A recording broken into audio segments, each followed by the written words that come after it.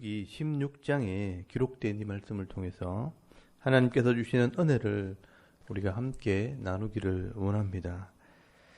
오늘 이 민수기 16장에는 소위 말해서 고라당의 사건이 기록이 되어 있습니다. 이스라엘 백성들의 지도자들 중에서 이 모세와 아론의 권위에 도전을 하는 사건입니다. 이 레위인들과 또 장자의 자손인 이 루벤 자손 중에 고라와 다단과 온이라는 사람이 250명의 지휘관들과 함께 조직적으로 지도자들을 대적하다가 많은 사람들이 심판을 받고 죽임을 당한 엄청난 사건을 기록한 것입니다.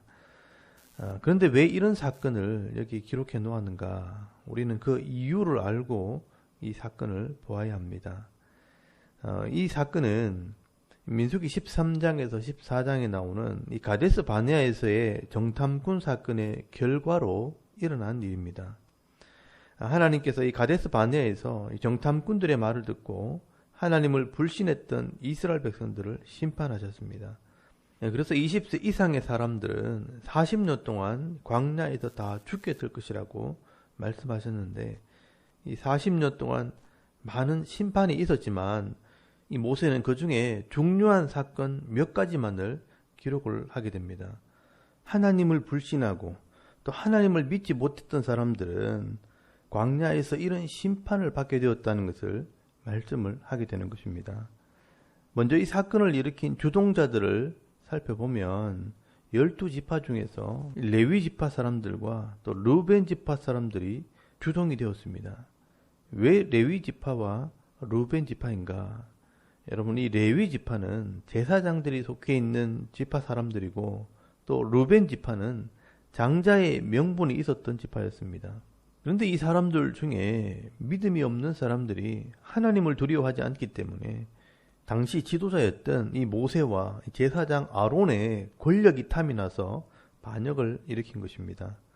여러분, 민수기 16장 1절 말씀에 보시면 레위의 정손 고핫의 손자 이스할의 아들 고라와 루벤 자손 엘리압의 아들 다단과 아비람과 벨렛의 아들 온이 당을 짓고 라고 기록이 되어 있습니다. 여러분, 여기 반역의 주종자들의 이름이 기록이 되어 있는데요. 레위 자손들 중에 고라 그리고 루벤의 아들 중에 다단과 온이 당을 지었다라고 되어 있습니다. 여러분, 여기 당자가 무리 당자입니다. 무리를 지어서 요즘 말로 하면 반역을 꾀한 것입니다.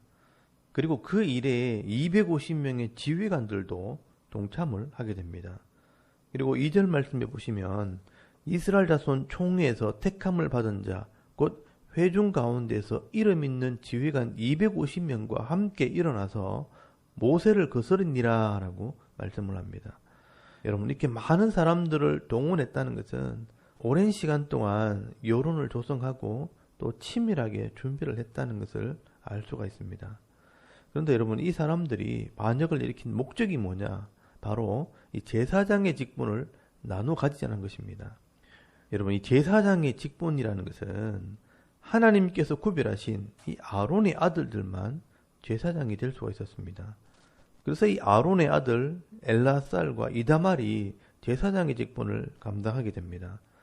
하나님께서 이 제사장의 직분을 구별해 주셨는데 시간이 지나면서 사람들에게 존경을 받고 많은 사람들이 이 제사장을 따르게 되니까 인간적인 생각으로 이 제사장의 직분을 바라보게 되었고, 그래서 사람들이 이 제사장의 직분을 탐을 내게 된 것입니다. 여러분, 3절 말씀에 보시면요, 그들이 모여서 모세와 아론을 거슬러 그들에게 이르되 내가 분수에 지나도다. 회중이 다 각각 거룩하고 여호와께서도 그들 중에 계시거늘 내가 어찌하여 여호와의 총회 위에 스스로 높이느냐라고 말씀을 합니다. 이 모세와 아론이 분수에 지나도다, 스스로 높였다라고 말하면서 우리 모두가 하나님 앞에서 다 거룩한데 왜 너희들만 잘난 척 하느냐라고 시비를 거는 겁니다. 그러면서 자기도 지도자가 되겠다는 것을 말하고 있는 것입니다. 그래서 이 레위인들이나 루벤 자손들도 지도자가 될 수 있다라고 말하는 것입니다. 반면에 모세가 이 사람들의 죄를 지적을 합니다. 여러분, 8절에서 11절까지 말씀해 보시면 모세가 또 고라에게 이르되 너희 레위 자손들아 들으라. 이스라엘의 하나님이 이스라엘 중에서 너희를 구별하여 자기에게 가까이 하게 하사 여호와의 성막에서 봉사하게 하시며 회중 앞에 서서 그들을 대신하여 섬기게 하심이 너희에게 작은 일이겠느냐. 하나님이 너와 네 모든 형제 레위 자손으로 너와 함께 가까이 오게 하셨거늘 너희가 오히려 제사장의 직분을 구하느냐. 이를 위하여 너와 너의 무리가 다 모여서 여호와를 거스르는도다. 아론이 어떠한 사람이기에 너희가 그를 원망하느냐라고 말씀을 합니다. 아마 이 레위인들이요 늘 제사장 밑에서 성소에 봉사를 하다 보니까 아마 이 레위인들도 제사장들처럼 이렇게 제사를 집례하고 싶었던 것 같습니다.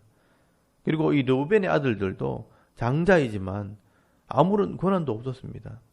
그래서 욕심을 내보는 겁니다. 우리도 제사장이 되게 해달라는 것입니다. 여러분, 이 고라당들은 큰 오해를 한 것입니다.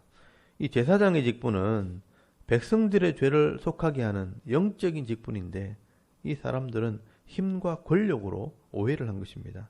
하나님 앞에 섬기는 직분을 사람들 앞에서 군림하는 직분으로 오해를 하고 또 사람들 앞에서 권세를 부리려고 했던 것 같습니다. 그래서 모세가 분명하게 지적을 하는 것입니다. 지금 너희들이 맡고 있는 이 직분도 작은 일이 아닌데 왜 이 제사장의 직분을 탐을 내느냐. 잘못된 직분에 대한 생각을 지적을 해주고 있는 것입니다. 여러분 이 9절에서 10절까지 말씀을 다시 한번 보시기 바랍니다. 여기 보시면 이스라엘의 하나님이 이스라엘 중에서 너희를 구별하여 자기에게 가까이 하게 하사 여호와의 성막에서 봉사하게 하시며 회중 앞에 서서 그들을 대신하여 섬기게 하심이 너희에게 작은 일이겠느냐. 하나님이 너와 네 모든 형제 레위 자손으로 너와 함께 가까이 오게 하셨거늘 너희가 오히려 제사장의 직분을 구하느냐라고 지적을 하고 있습니다. 여러분 이 레위인의 직분 자체도 얼마나 귀한 것인데 그 직분을 버리고 이 제사장의 직분을 탐을 냈다는 것입니다. 여러분 결국 믿음이 없으면 또 하나님 말씀을 잘 알지 못하면 하나님께서 주신 이 직분의 가치를 깨닫지 못하고 세상적인 관점으로 이 직분을 보게 되는 것입니다.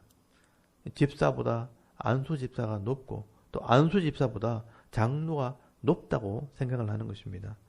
그래서 여러분 이 교회의 역사가 좀 오래되면 이 직분 때문에 다툼이 벌어지게 됩니다.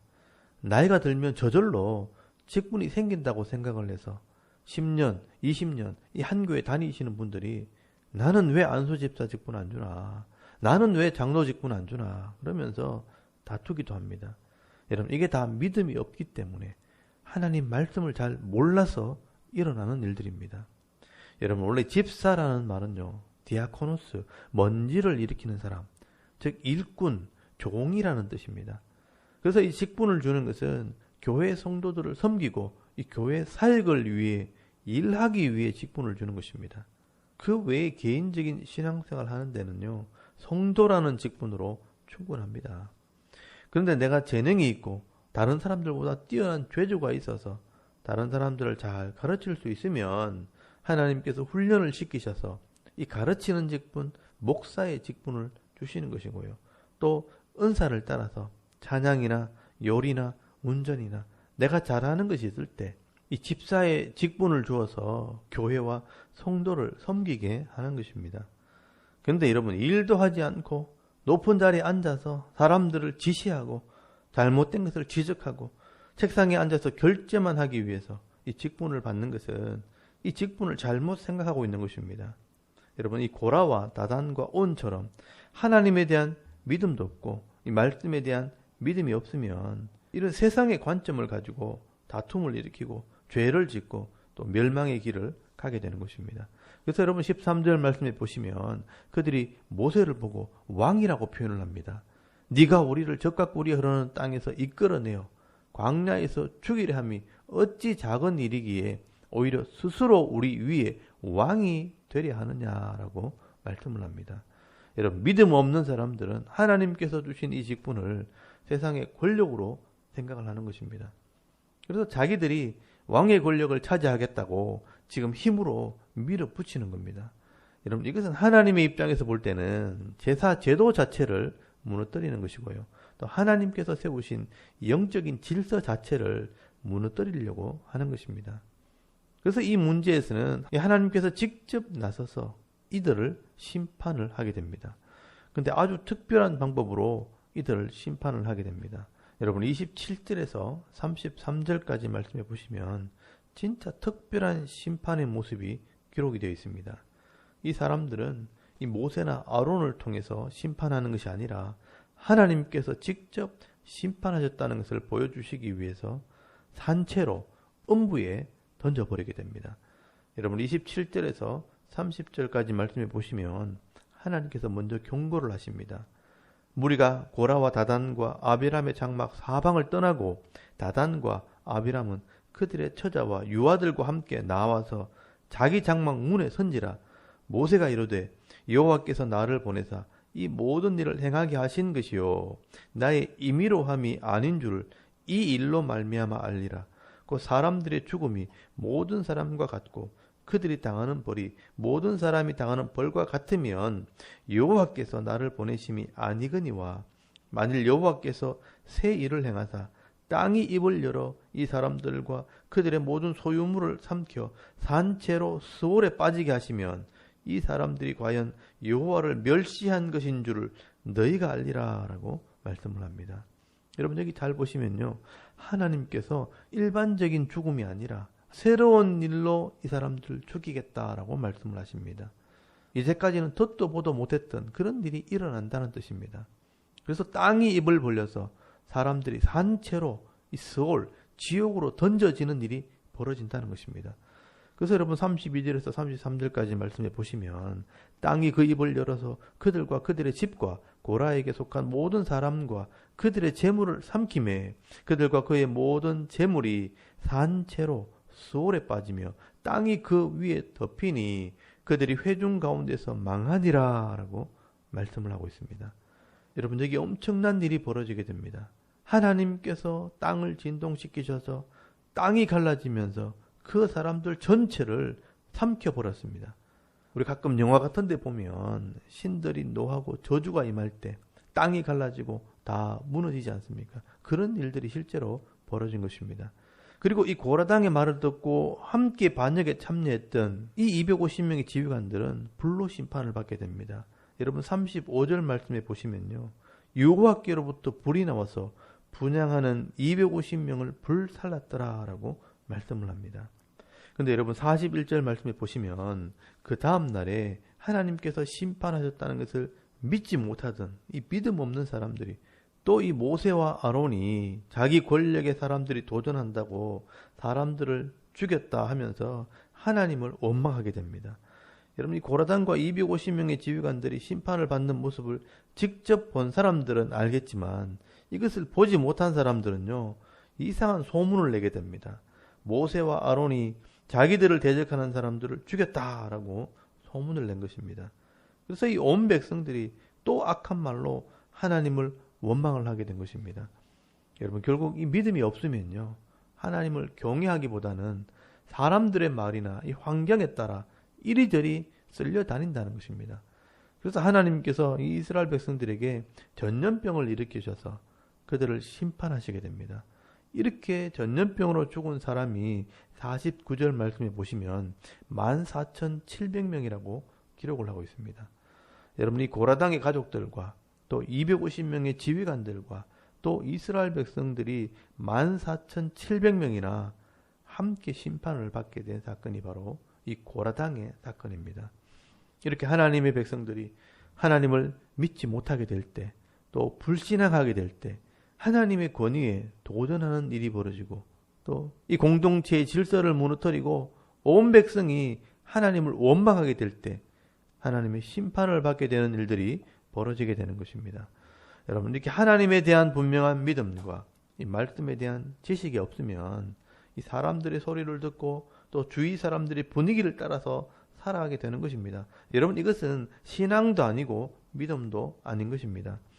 그래서 여러분, 교회에서도 이런 말씀에 대한 지식이 없으면 세상 사람들과 똑같이 분란이 일어나고 이런 심판도 임하게 되는 것입니다.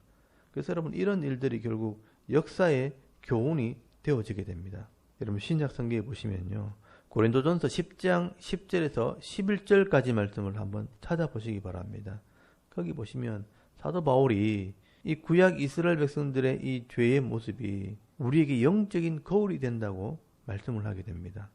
그들 가운데 어떤 사람들이 원망하다가 멸망시키는 자에게 멸망하였나니 너희는 그들과 같이 원망하지 말라. 그들에게 일어난 이런 일은 본보기가 되고 말세를 만난 우리를 깨우치기 위하여 기록되었느니라 라고 말씀을 합니다. 여러분 이렇게 구약의 이스라엘 백성들이 잘못된 길을 가다가 심판받는 모습들이 오늘 우리에게 본보기가 된다. 영적인 거울이 된다고 말씀을 하는 것입니다. 여러분 이 역사를 통해 잘못된 길을 가는 사람들을 보면서 우리가 뭐가 잘못되었는가 깨달아야 합니다. 또 역사를 통해 잘하는 삶은 어떻게 복을 받았는지 우리가 배워야 하는 것입니다.